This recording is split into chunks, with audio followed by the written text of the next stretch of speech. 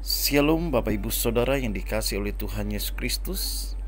Dalam kesempatan ini saya ingin mengajak kita untuk merenungkan firman Tuhan dengan topik hidup dalam zona iman. Teks firman Tuhan dari Keluaran pasal 2 ayat 5 sampai ayat yang ke-6. Maka datanglah putri Firaun untuk mandi di sungai Nil, sedang dayang-dayangnya berjalan-jalan di tepi sungai Nil. Lalu terlihatlah olehnya peti yang di tengah-tengah teberau itu, maka disuruhnya hambanya perempuan untuk mengambilnya. Ketika dibukanya, dilihatnya bayi itu, dan tampaklah anak itu menangis, sehingga belas kasihannya lah ia kepadanya dan berkata, tentulah ini bayi orang Ibrani. Musa lahir di tengah ketidakpastian. Namun karena hikmat Tuhan, Musa dihanyutkan dalam sebuah keranjang dan diambil oleh putri Firaun. Ia hidup dalam kenyamanan. Ia besar dalam zona aman di istana Firaun. Ketika Musa sudah dewasa, ia keluar melihat-lihat saudaranya. Nampak seorang Mesir memukul seorang Ibrani. Ia membantu orang Ibrani itu. Oleh karena ia ketahuan telah membantu kaumnya orang Ibrani tersebut, larilah ia ke padang gurun Median.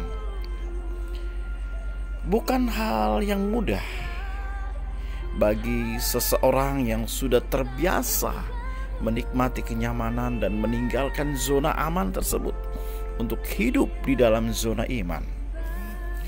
Pada saat itu umur Musa 40 tahun.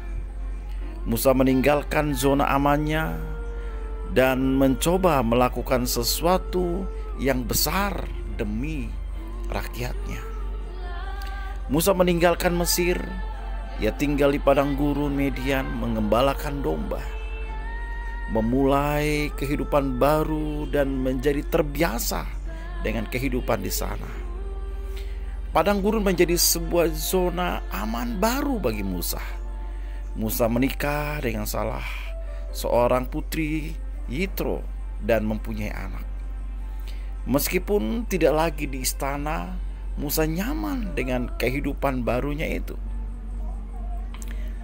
Saat Musa telah merasa nyaman dengan kehidupan yang baru, Allah memanggil Musa untuk kembali ke Mesir, meninggalkan zona amannya agar berjalan dalam zona iman, memimpin bangsa Israel keluar dari perbudakan di Mesir menuju tanah Kanaan, suatu tempat yang belum pernah ia lihat, yang telah dijanjikan sesungguhnya kepada Abraham, Ishak, dan Yakub. Musa bertemu dengan Allah dalam pertemuan pertamanya dalam semak duri yang menyala. Ketika Musa sampai ke gunung Horeb, yaitu gunung Allah, yang membawa domba-dombanya ke sana. Lalu malaikat Tuhan menampakkan diri kepadanya di dalam nyala api yang keluar dari semak duri. Musa tampak heran dengan kejadian itu, sebab meskipun semak duri itu menyala namun tidak termakan api. Saat Musa berusaha memeriksa kejadian luar biasa itu dengan teliti, berserulah Allah dari tengah-tengah semak duri itu kepadanya, Musa, Musa. Dan ia menjawab, ya Allah. Lalu ia berfirman, janganlah datang dekat-dekat. Tanggalkanlah kasutmu dari kakimu, sebab tempat di mana engkau berdiri itu adalah tanah yang kudus. Lalu ia berfirman, akulah Allah ayahmu, Allah Abraham, Allah Ishak, dan Allah Yakub.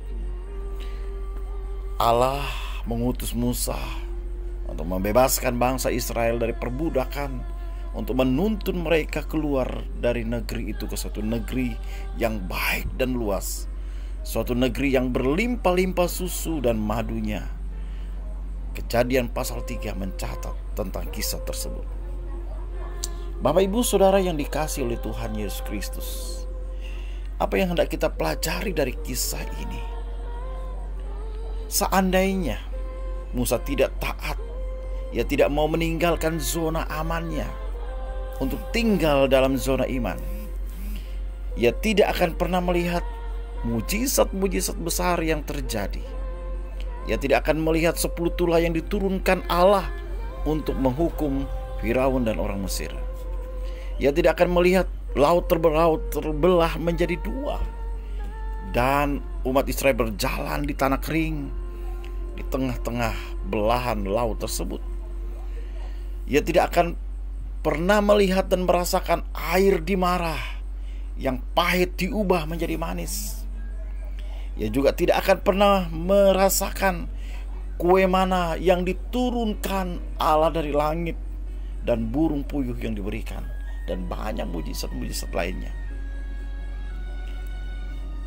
Banyak orang demikian takut menanggung risiko dalam hidupnya.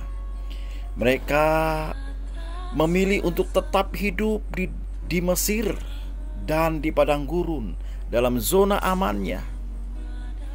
Sesungguhnya Allah punya rencana yang begitu besar. Allah ingin memberikan yang lebih banyak kepada kita, tempat yang sangat luas, melimpah susu dan madunya. Berkat iman, Musa meninggalkan zona amannya untuk menikmati berkat Allah sepenuhnya di dalam zona iman. Ibrani pasal 11 ayat 24 sampai ayat yang ke-27 berkata, karena iman maka Musa setelah dewasa menolak disebut anak putri Firaun, karena ia lebih suka menderita sengsara dengan umat Allah daripada untuk sementara menikmati kesenangan dari dosa. Ia menganggap penghinaan karena Kristus sebagai kekayaan yang lebih besar daripada semua harta Mesir, sebab pandangannya ia arahkan kepada upah. Karena iman maka ia telah meninggalkan Mesir dengan tidak takut akan murka raja. Ia bertahan sama seperti ia melihat apa yang tidak kelihatan.